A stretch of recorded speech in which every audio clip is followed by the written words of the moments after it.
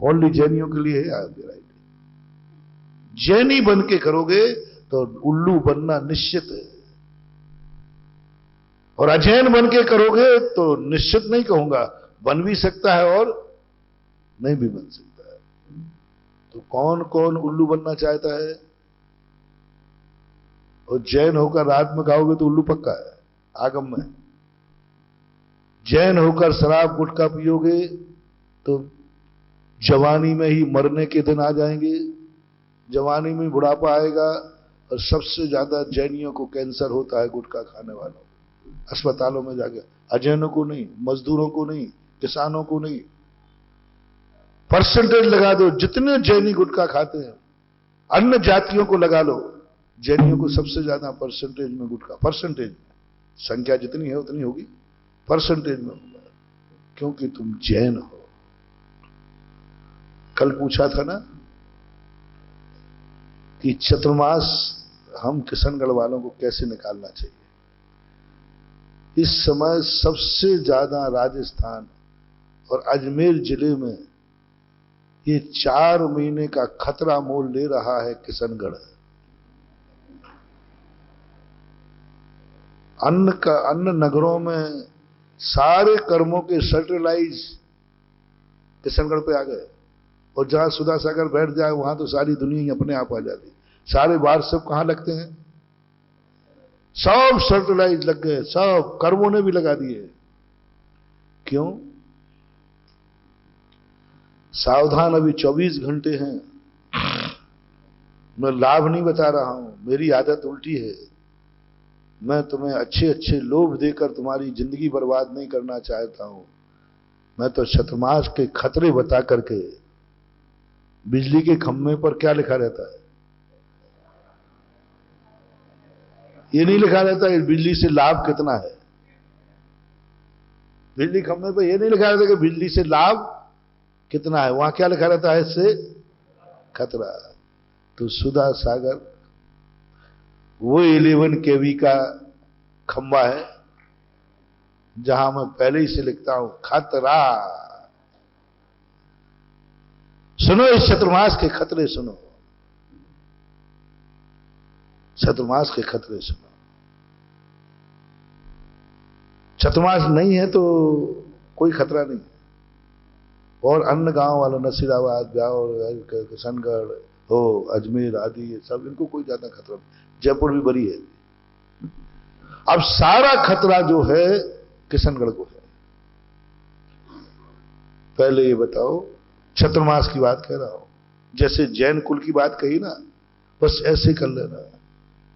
चतुर्मास होने का अर्थ क्या है? जहां साधु जाता है वो क्या बन जाता है? जल्दी बोलो। तीर्थ बन गया। बोलो, आपका गुरु जहां बैठे वो तीर्थ बनना चाहिए या नहीं है? कि ऐसा बैठूं कि तीर्थ भी अतीर्थ हो जाए। कैसा गुरु चाहते हो? जहां मेरा गुरु बैठे वो तीर्थ बन जाए। जहां मेरा गुरु बैठे, जहां तीर्थ बन जाए। जहां मेरा गुरु बोले समोषण बन जाए। जहां मेरा गुरु हार लेवे वो अक्षय भंडार बन जाए। जहां मेरा गुरु आंख उठाए वहां सस्य श्यामला हो जाए। जहां मेरा गुरु किसी की बात सुन ले तो उसका बेड़ा पार हो जाए। कैसा गुरु चाहिए? जहां गुरु ठहरे वो तीर्थ बन जाए। पहले हां भरो, हां भरो। ऐसे ही चाहिए कि नहीं? जोर से बोलो। जहां बोले समोषण रच जाए।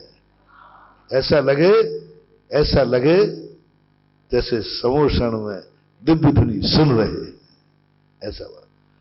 जहां आहार कर ले में वहां अक्षय भंडार हो जाए, ऐसा महाराज चाहिए। और महाराज तुम्हारी बात सुन ले तो जीवन धन्य हो जाए कि नहीं हो जाए।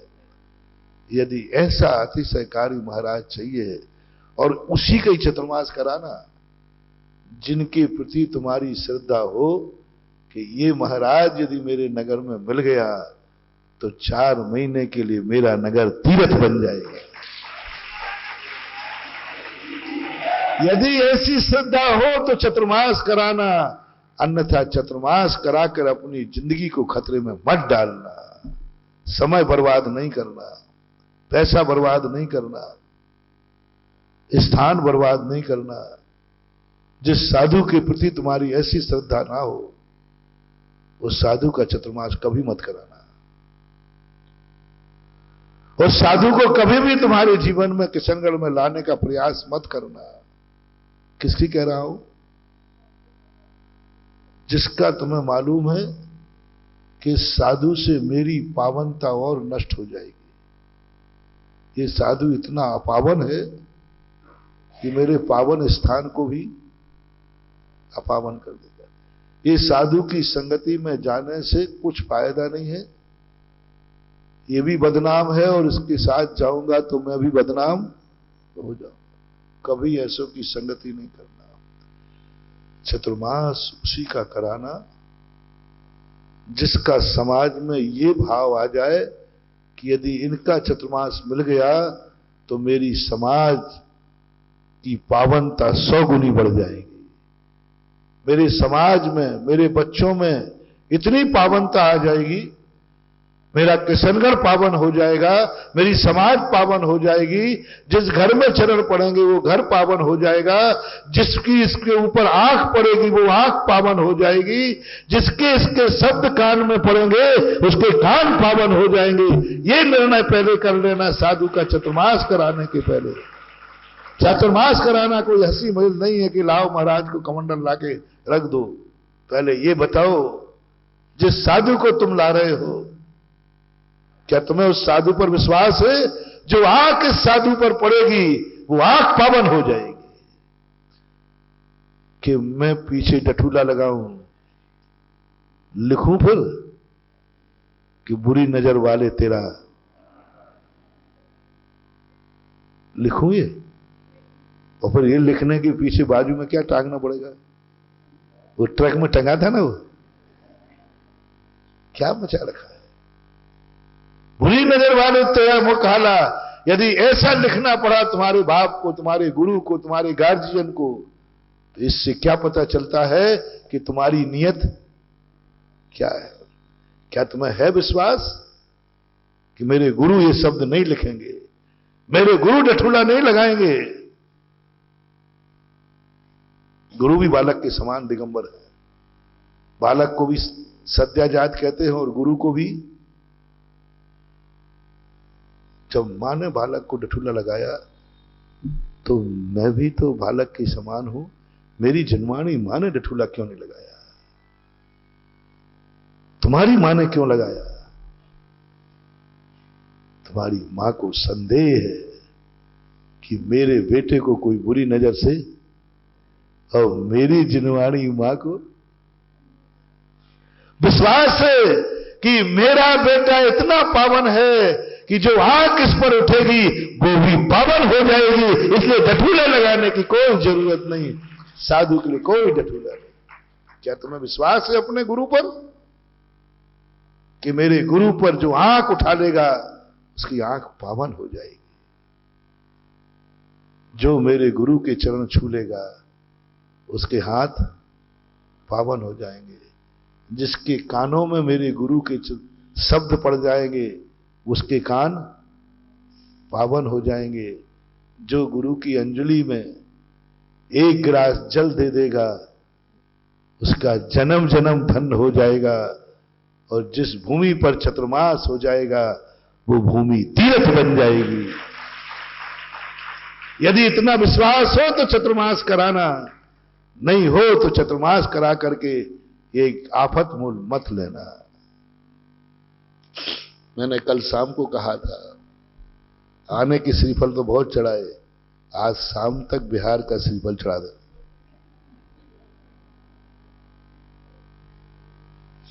कल के बाद भगाओगे तो भी नहीं भगूंगा। हाँ, कल के बाद तुमने कहा महाराज जी आप पधारो, फिर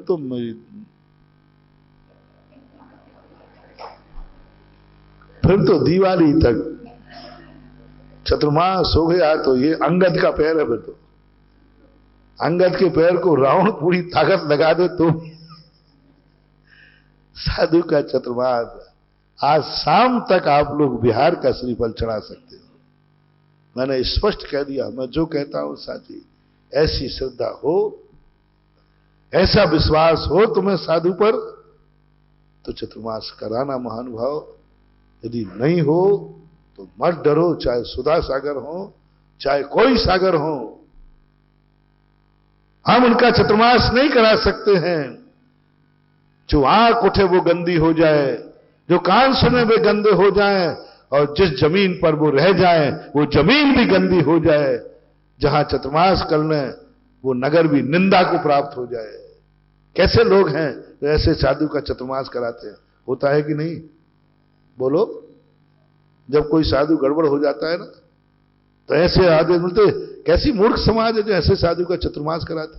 कोटा में हुआ था, एक कॉलोनी वालों को आज तक मुंह नहीं दिखा पाते, वो ऐसे साधु का चतुर्मास करा लिया। अंत में पूरे कार्य करने वाले कार्यकर्ताओं का मुंह काला हुआ, शर्म से माथा झुका, आज तक भी वो गर्दन नहीं उठा पाते। पाप किया साधु ने, बदनाम हुई समाज कराने वाली। कितने मूर्ख थे। आज भी कोटा के अंदर मेरा भी वही चतुर्मास था। आज भी वो, आज उनके सामने छेड़ दो गर्दन नीचे करते, बोले महाराज जी चर्चा मत करो, जमीन में गड़ जाएंगे। ऐसे साधु का चतुर्मास कभी मत कराना। जिसका चतुर्मास भी कराओ और बाद में निंदा और अपमान भी सुनना पड़े, ये बहुत बड़ा पाप है। इसलिए पहले देख लो, मेरे कहने में मत आना। अपने माल की हर व्यक्ति प्रशंसा करता है, ग्राहक पसंद करे तब तो माल है, नहीं तो काय का माल है। दुकान पर तो हर व्यक्ति अपना माल रखता है, लेकिन श्रावक पास कर देवे तो माल है, बाकी गोदाम है। रखे रहो। मैंने परसों कहा था ना, श्रावक को पसंद आ जाए साधु तो वो साधु से गुरु हो जाता है, और श्रावक को पसंद नहीं आवे तो भली साधु रह जाए लेकिन वो गुरु नहीं रह सकता। तो गुरु बनना किसकी पसंद है? भक्त की, शिष्य की। साधु मेरी पसंद, साधु पसंद मेरी है, लेकिन गुरु पसंद किसकी है? तो पहले निर्णय करो, पहले निर्णय करो। क्या है तुम्हें विश्वास कि तुम्हारे साधु पर जो नजर डालेगा उसकी नजर भी पावन हो जाएगी? तुम्हारे साधु को जो छुएगा उसके हाथ पावन हो जाएंगे। जो साधु के शब्द कानों में सुनेगा उसके कान धन हो जाएंगे। जहां मुराज के चरण पड़ेंगे वो तीर्थ हो जाएगा। क्या इतना विश्वास है? बोलो बोलो बोलो। आंटी बांध के बोल रहे हो कि वैसे ही बोल रहे हो? हाँ, कई डर के बोल रहे हो अभी महाराज के सामने। महाराज मुंह देखी तो करना ही पड़े। चलो मुंह देखी मत करो, मेरे सामने बैठ रहे हो, पीठ पीछे अभी दोपहर में मीटिंग कर लेना। वही महाराज के सामने कौन उपद्रव करे। अभी महाराज नाराज हो जाए तो भस्म कर देंगे, ध्यान रखना। जिस साधु को ऐसा लगे कि भस्म कर देगा वो साधु ही नहीं है। साधु तो वो है तुम्हारा गुरु कि दुनिया तुम्हें भस्म कर दे, तुम्हें उठा के तुम्हें जिंदा कर दे, वो है तुम्हारा गुरु। साधु से डरोगे कि मैं भस्म कर दे? बेटा मां से डरेगा मां मुझे भस्म कर दे? अरे बेटा यदि मां से डरता है कि मां मुझे भस्म कर देगी, वो मां हो ही नहीं सकती। मां तो वो है कि दुनिया भस्म कर दे तो छू करके उसे जिंदा कर दे, वो मां कहलाती है। गुरु से डरते हो तो? अरे गुरु सच्चा गुरु होगा तो चिंता मत करना। कभी भस्म करने का वो अपने दुश्मन को भी नहीं सोचता, तो अपने भक्त को क्या खा करेगा? दुश्मन को भी नहीं सोचता। इसलिए मुंह देखी मत करना। अब सुनो, यदि तुमने ये मान लिया है तो कि ऐसा साधु है जैसा मैंने बताया, तो खतरा है। यदि तुमने ये मान लिया साधु बहुत बेकार है, कुछ भी नहीं है, इसकी संगति इनका देखना सब बेकार है, उस साधु के चतुर्मास से तुम्हें कोई खतरा नहीं। शिथिलाचारी भ्रष्ट साधु से तुम्हें कोई खतरा नहीं। सुन रहे ना? शिथिलाचारी भ्रष्ट साधु हो जो तुम्हारी दृष्टि में अपावन हो, इनके शब्द अपावन हो, तुम्हारे घर में आ जाए तो ऐसे लगे हे भगवान कौन से जन्म के पाप किए जो ऐसा साधु मेरे घर में आ गया। उल्टा बता रहा हूं, हे भगवान मैंने कौन से पाप किए जो मेरे नगर में इनका चतुर्मास। ऐसे साधु के चतुर्मास से तुम्हें कोई खतरा नहीं है, कोई खतरा नहीं है, आप चिंता मत करना। तुम खूब रात में खाना, खूब शराब पीना, खूब जुआ खेलना, कोई अभक्ष खाना, खूब पाप करना, कोई खतरा नहीं है, क्योंकि जैसे चेला वैसे ही साधु, कोई फर्क नहीं पड़ने वाला। लेकिन खतरा किससे है? अच्छे साधु से। अच्छे साधु के भक्त बनना बहुत खतरा है। अच्छे साधु के भक्त बनना बहुत खतरा है, सावधानी से सुन लो। अच्छे साधु के भक्त बनना बहुत खतरा है। अच्छे साधु भक्त बनने के बाद कभी रात में मत खाना। अच्छे साधु के भक्त बनने के बाद गुटखा को मन में भी मत लाना। अच्छे साधु के भक्त बनने के बाद शराब की तरफ देखना नहीं। अच्छे साधु के भक्त बनने के बाद बिना अभिषेक पूजन के भोजन नहीं करना। अच्छे साधु बनने के बाद फिर कभी अभक्ष सेवन नहीं करना। अच्छे साधु का कुल बनाने के लिए बेटे को भी गलत मत बनाना। अच्छे साधु का शिष्य बनने में खतरा ही खतरा है, बहुत सावधानी रखना, क्योंकि तुम्हारा गुरु बहुत अच्छा है। तुम्हारा गुरु बहुत अच्छा है, इसलिए खतरा है। और यदि तुमने अच्छे साधु का चतुर्मास कराया तो अब देख लेना बंधु, अब ये जग क्या बन गया। अच्छे साधु से तुमने अभी क्या कहा था? तीर्थ बन जाता। तो जो जो कार्य तीर्थ पे नहीं किए जाते वे कार्य दिवाली तक किशनगढ़ में नहीं होंगे अच्छे साधु के चतुर्मास के बाद। आपने कहा जहां जहां साधु जाए वो क्या होता है? ये झूठा है कि सही? जोर से बोलो, पीछे वाले बोलो। जहां जहां तुम्हारा साधु जाए वो तीर्थ बनता है कि नहीं? जहां जहां पैर पड़े संतन के वो जग तीर्थ होए।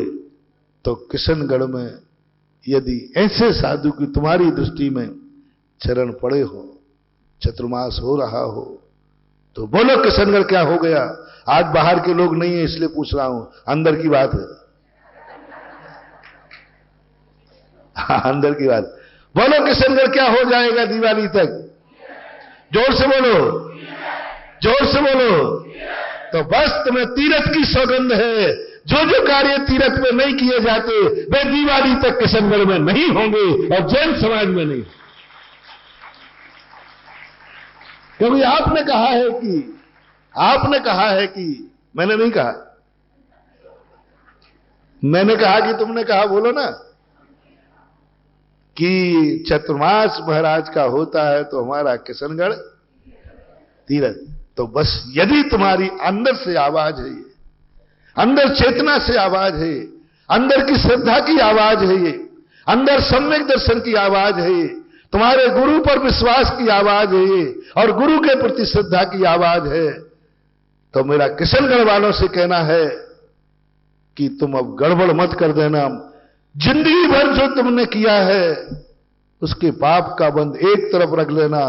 अब ये किशनगढ़ कल से तीर्थ बनने वाला है। अब यदि तुमने पाप कर लिया तो जिंदगी भर के पाप से ज्यादा अनंत गुना पापी तुम होगे। घर में रोटी खाना और मंदिर में रोटी खाना, दोनों में कितना अंतर है? बोलो, अंतर है कि नहीं?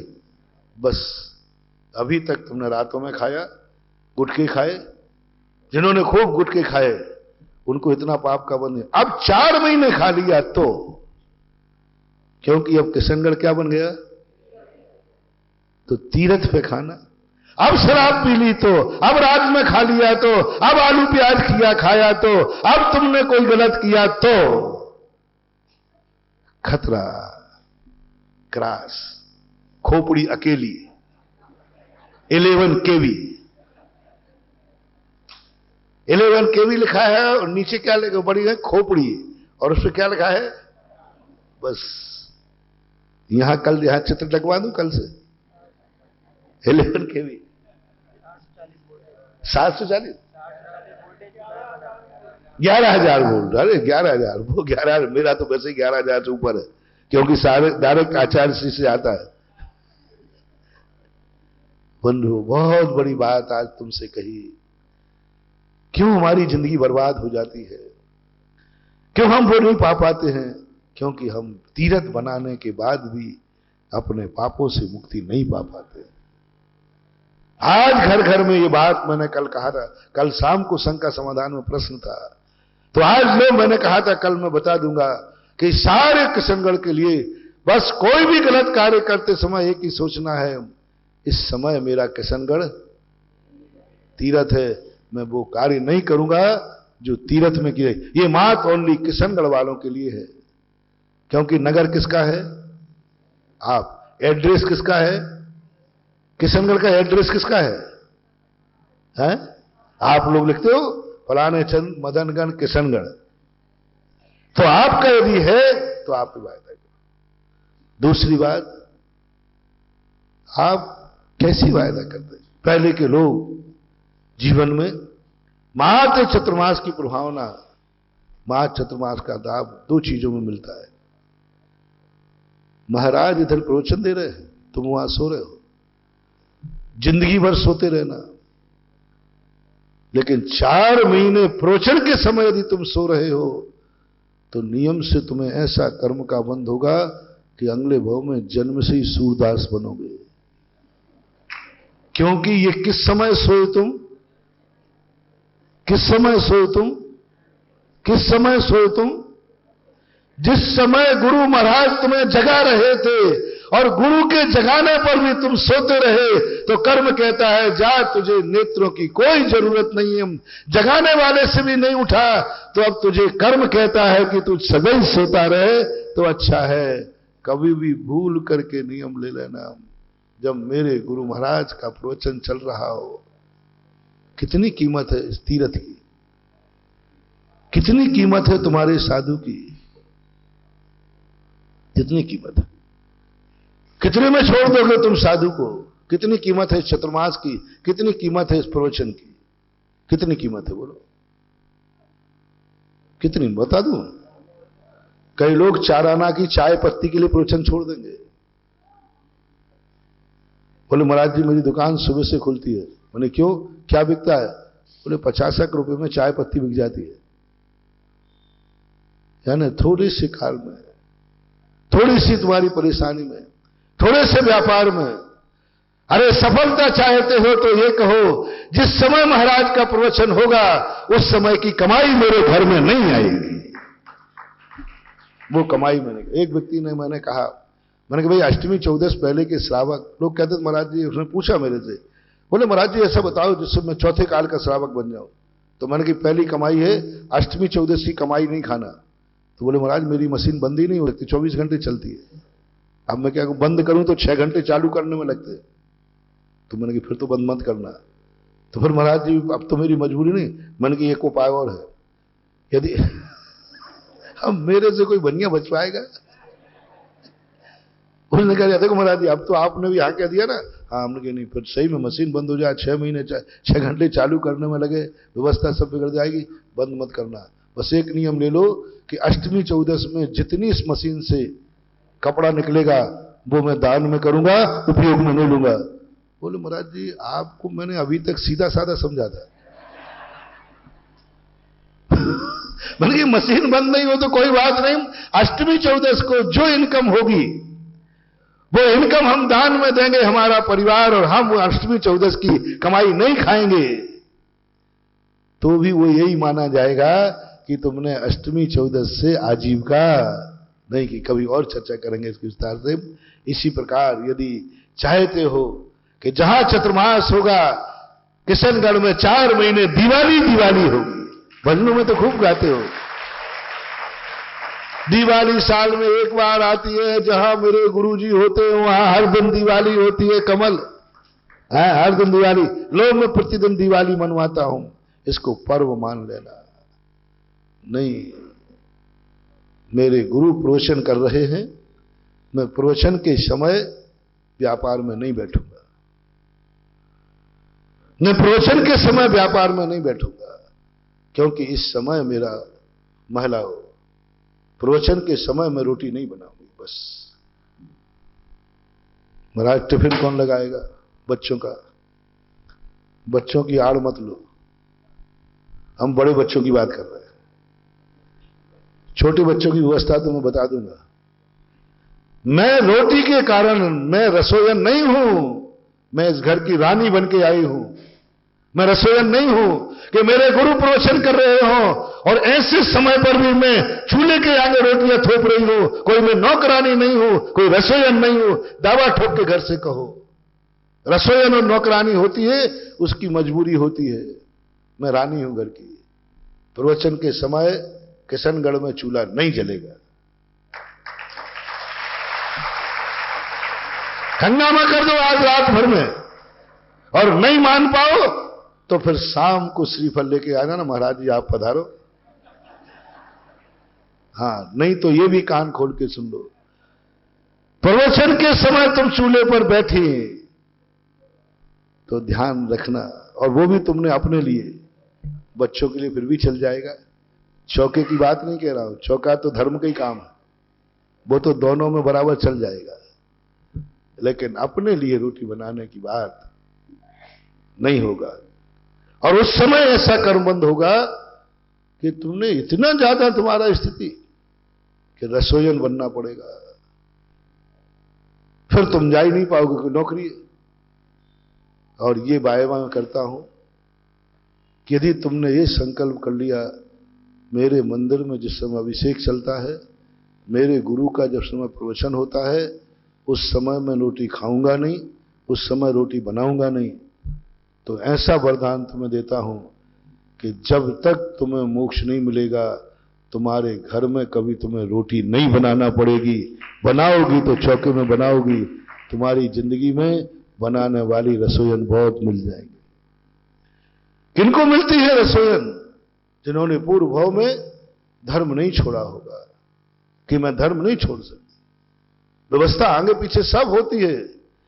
करना चाहो तो 8 बजे के पहले रोटी भी बन सकती है और 9:30 बजे के पहले खाई, बाद में खाई भी जा सकती है। अरे इनमें दम नहीं हो तो तुम घर में कह देना कि मैंने नियम ले लिया है कि 8 से 9:30 के बीच में जो रोटी बनेगी वो मैं नहीं खाऊंगा।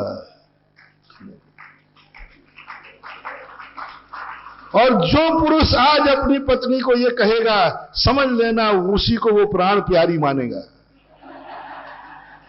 नहीं तो गले की फांसी है। अपनी पत्नी को इतना झूठ क्यों? प्रवचन करने क्यों नहीं जा पाती? तुम्हारे लिए रोटी बनाना है ना? बोले नहीं, मैं इतना पापी नहीं हूं, तेरा पति हूं ना।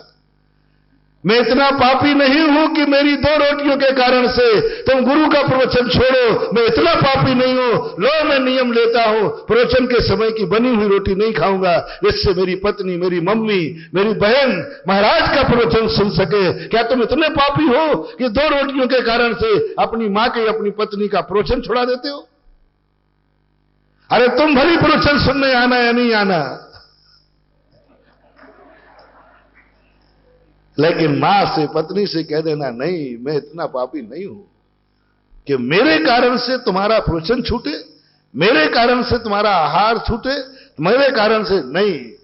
हमारे आगे पीछे की व्यवस्था कर लूंगा, थोड़ा जल्दी बना के रख जाना, मैं ठंडा खा लूंगा, थोड़ा लेट 1 घंटे बाद में खा लूंगा। 1.5 घंटे का मैं पीरियड तुम्हें फ्री करता हूं। हर पुरुष को अपने घर में महिला को 1.5 घंटे का पीरियड फ्री करना है कि इस समय घर का कोई कार्य। हर पिताओं के लिए 1.5 घंटे चतुर्मास में क्या करना है? अपने बालकों से कहना है 10 बजे तक कोई दुकान पर नहीं जाएगा मेरा बेटा, मैं तेरा बाप हूं, लेकिन इतना पापी नहीं हूं कि मैं व्यापार के कारण से तुझे प्रवचन से वंचित रखूं। मार्शल लॉ लागू किया जाता है कि 10 बजे के पहले का व्यापार में मेरा बेटा नहीं बैठेगा, दुकान नहीं खुलेगी, मैं उस समय की कमाई नहीं खाऊंगा जो समय मेरे गुरु के प्रवचन का है, बेटों को कह दो, परिवार को बरी कर दो। 10 बजे के पहले कोई भी व्यक्ति जैनी के घर में व्यापार नहीं करेगा। और 10 बजे के, मान लीजिए तुम्हारा कोई ऐसा व्यापार हो मशीन बंद का, कि महाराज वो मशीन बंद नहीं हो सकती है, तो नियम ले लो 10 बजे के पहले की जितनी कमाई होगी उसको परिवार नहीं खाएगा, वो नियम से किसी गरीबों के दान में जाएगा, गौशाला में जाएगा, मंदिर में जाएगा। 10 बजे के पहले की कमाई का व्यापार हमारे घर में नहीं आएगा। यदि व्यापार बंद करने में परेशानी हो तो क्या, हाँ नहीं तो तुम बहाने पहले से बना लो, करो, देखो कैसे नियम चतुर्मास की सफलता है। और दूसरी बात, आज से घर में पूरी रात में मीटिंग हो जाना चाहिए। आज से घर में कोई अभक्ष नहीं आएगा, आलू प्याज नहीं आएंगे। चतुर्मास के पहले आ गए, चतुर्मास के बाद आएंगे। इस समय तीरथ बन गया है, घर के चौके में अभक्ष नहीं आएगा, क्योंकि तीरथ बन गया है और तीरथ पे अभक्ष नहीं खाया जाता। सब बेटों से, बहुओं से, सबसे कह दो 4 में जो खा लिया कोई बात, जो खाओगे कोई बात। इस समय 4 महीने नहीं खाओगे, क्योंकि मेरे गुरु ने मेरा नगर संघ को तीर्थ बना दिया है। अब कोई भी अवक्ष नहीं खाओगे। 4 महीने के रात्रि का महानुभाव, कान खोल के सुनो, अभी जैनी की बात कही थी। अब यदि साधु ने चतुर्मास माना थापा यहां, यदि कल थप गया तो 4 महीने के लिए जैनी रात में मत खाना, नहीं तो गारंटी कह रहा हूं चतुर्मास का अतिशय होगा, उसे मर करके नियम से उल्लू बनना ही पड़ेगा। क्योंकि उसने रात में खाया तो कहां खाया? तीर्थ में खाया। समझना बात को, तीर्थ में खाया। गुरु महाराज यहां बैठे हैं जो 24 घंटे में दिन में भी एक बार खाते हैं, और गुरु महाराज जहां बैठे उनके भक्त रात का भी नहीं छोड़ पाए। इससे बड़ा पाप और क्या हो? तुम्हारे गुरु महाराज दिन में एक बार खाते हैं, तो तुमसे एक बार खाने की नहीं कह रहा हूं, कम से कम 4 महीने रात में नहीं खाएंगे, दिन में 8 बार खा लेना। और क्या करें? रात में नहीं खाएंगे। कोई पूछे क्यों? बोले इस समय मेरा किशनगढ़ तीर्थ बन गया है, और जब तक गुरुराज मेरे नगर में है तब तक मेरे घर में रात्रि भोजन नहीं होगा। ब्याही जी को भी फोन कर देना, कृपया रात में भूखे ना आवे। कुंवर साहब को कहना रात में भूखे नहीं आवे, क्योंकि मेरा नगर इस समय तीर्थ बन गया है। तीर्थ में मैं तुम्हें रात में भोजन नहीं कराऊंगा, चाहे तुम कितनी सगे ब्याही जी क्यों ना हो। रात में भोजन नहीं होगा, तीर्थ में नहीं होगा, ये चतुर्मास में तुम्हें करना है।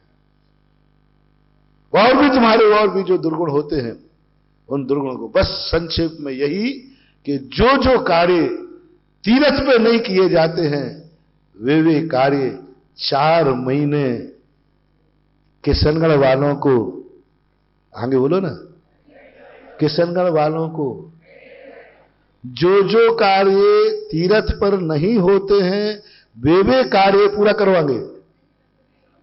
किनको नहीं करना है? पूरा वाक्य बोलो ना।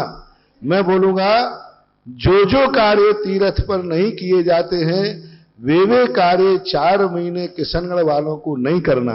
तो तुम्हें बोल रहा है 4 महीने किशनगढ़ वालों को नहीं करना है। जो जो कार्य तीर्थ पर नहीं किए जाते हैं वो कार्य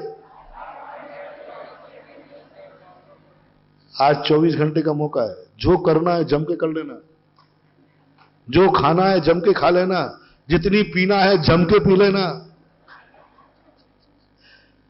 जितने गुटके खाना है आज 24 घंटे खा लेना।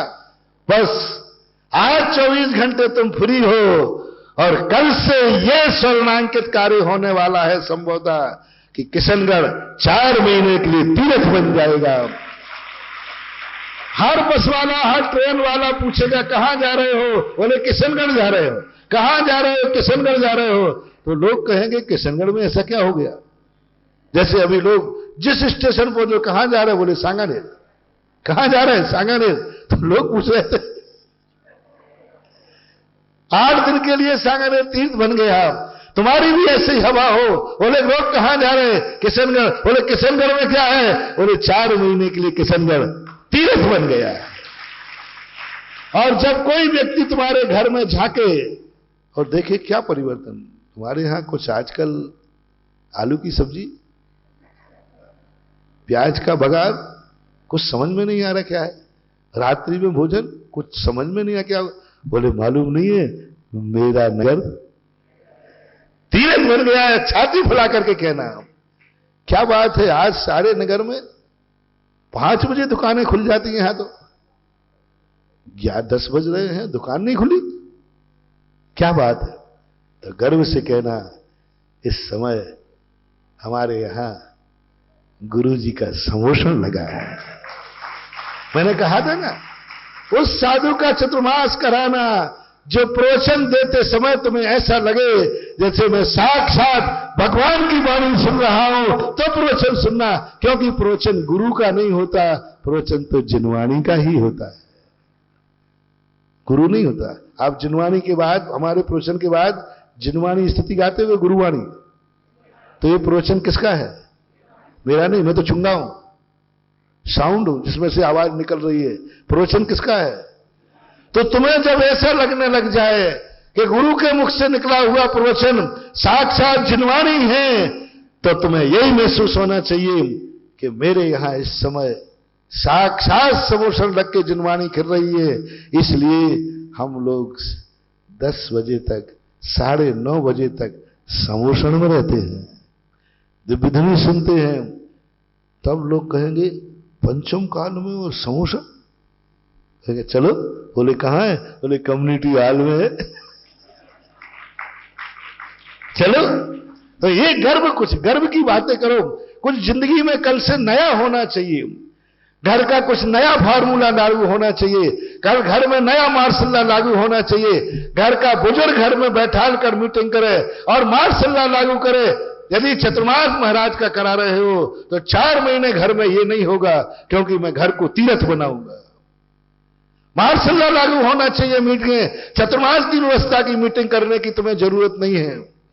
सबसे बड़ी मीटिंग ये करें समाज वाले कि 4 महीने जैन समाज के घरों में, और जैनियों को किस तरीके से जैन जीना है, ये मीटिंग तुम आप करिए। ये मीटिंग करिए आप लोग सब बैठ करके कि 4 महीने अपन को किस तरीके से जीना है। हमारे महिलाएं मीटिंग करें अपने घर में, 4 महीने से चौके में क्या क्या आएगा, क्या क्या नहीं आएगा। जो आज तक आया ठीक है, 4 महीने की लिस्ट बनना चाहिए और टंग देना चाहिए 4 महीने तक चौके में ये चीजें नहीं आएंगी, क्योंकि मेरा नगर तीर्थ है। और ये मीटिंग, इसकी मीटिंग करो तो किशनगढ़ में चतुर्मास सफल है। बाकी मेरा चतुर्मास तो होते आए हैं और होते, किशनगढ़ नहीं होगा तो कहीं और होगा। चतुर्मास तो होना ही है, लेकिन किशनगढ़ का चतुर्मास कैसा हो, कुछ नया होना चाहिए। आज रात में मन बना लो, कल सुबह से तुम्हारा नहरा चेहरा हो, नया सोच हो, नई जिंदगी हो और नई दैनंदिनी हो। यानी जो तुम्हारी दैनिक क्रियाएं थी, आज तक की दैनिक क्रियाओं के अलावा कल की दैनिक क्रिया कुछ अलग ही होना चाहिए। आज तक जो लिस्ट में था, कल की लिस्ट में कुछ अलग चीजें होना चाहिए। दोनों लिस्ट रखना। देखो ये समय मेरा ये था, मैंने ये जोड़ दिया। कल से तुम्हारी दैनंदिनी नियम पूर्वक अलग से होना चाहिए। 4 महीने तक मेरे 24 घंटे इस तरीके से गुजरेंगे। इतने बजे ये होगा, इतने बजे ये होगा, इतने बजे ये होगा। हमारी जिंदगी 4 महीने लिखी कुछ नहीं होगी। हर व्यक्ति को आज रात में 24 घंटे तक हर व्यक्ति को एजेंडा बनाना है, कल से दिवाली तक तुम्हारी जिंदगी कैसी होगी, तुम्हारे 24 घंटे कैसे होंगे, तुम्हारी भोजन की थाली कैसी होगी, तुम्हारी व्यापार की गद्दी कैसी होगी, तुम्हारे घूमने का तरीका कैसा होगा, तुम्हारी आंख कैसी होगी, तुम्हारा कान कैसा होगा, तुम्हारा मुख कैसा होगा, तुम्हारे हाथ कैसे होंगे, तुम्हारे पैर कैसे होंगे, तुम्हारी गाड़ी कैसी होगी, तुम्हारा परिवार कैसा होगा, तुम्हारी मां पिता कैसे होंगे, तुम्हारी घरवाली कैसी होगी, तुम्हारा दोस्त कैसा होगा, तुम्हारा रिश्तेदार कैसा होगा, कल से तुम्हारा दोस्त कैसा होगा। कहना दोस्त कल तक तो मेरे दोस्त थे, अलग तरीके से व्यवहार था, दिवाली के बाद दोस्त हो गए, अलग तरीके से वगैरह। यदि 4 महीने मेरी दोस्ती निभाना है तो तुम्हें भी वही करना पड़ेगा जो तीरथ पर मैं नहीं करूंगा वो तुम नहीं करोगे।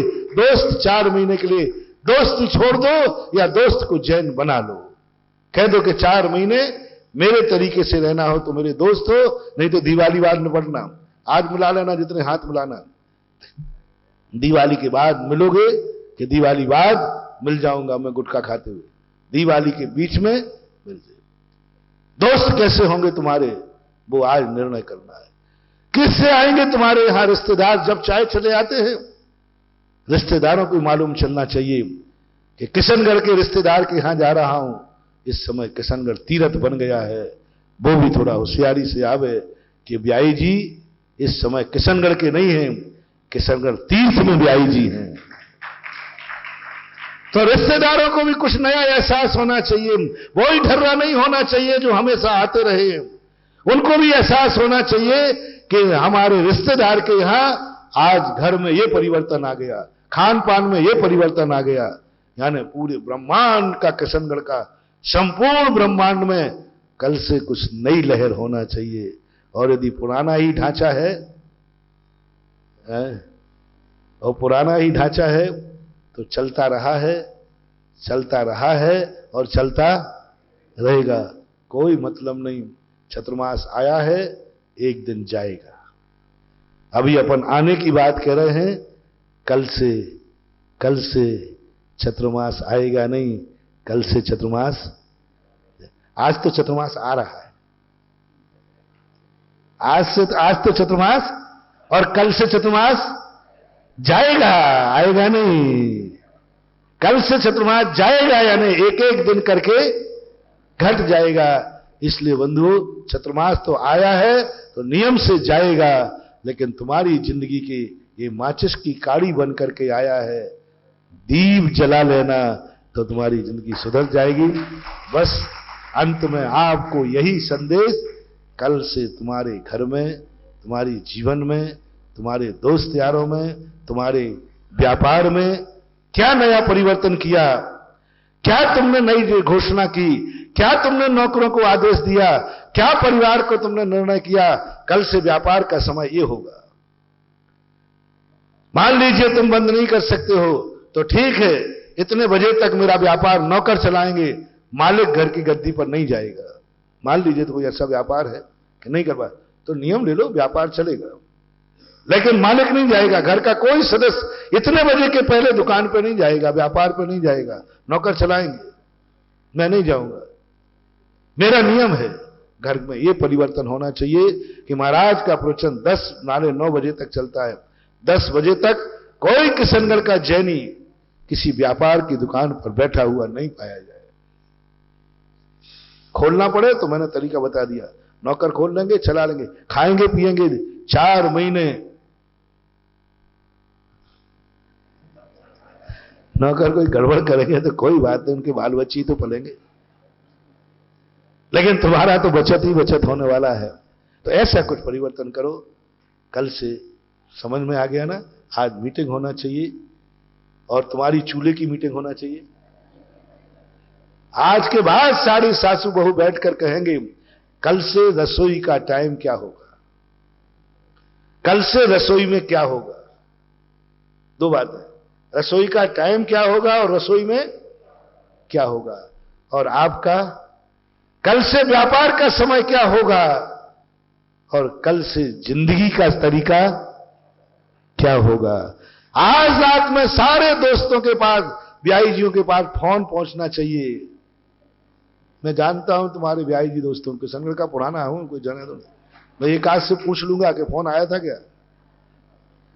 आज दोस्तों को और रिश्तेदारों को फोन पहुंचना चाहिए, कल से मेरा किशनगढ़ तीर्थ बनने वाला है और मैं किशनगढ़ में रहूंगा और मैं किशनगढ़ में मेरा मकान है। क्या कहना, कल से किशनगढ़ तीर्थ बनने वाला है और किशनगढ़ में मेरा मकान है। अब आप यदि पधारें तो किशनगढ़ में मेरे मकान में तीर्थ मान के पधारें। ये हर किशनगढ़ वालों को आज रात तक मोबाइल करना है किनको?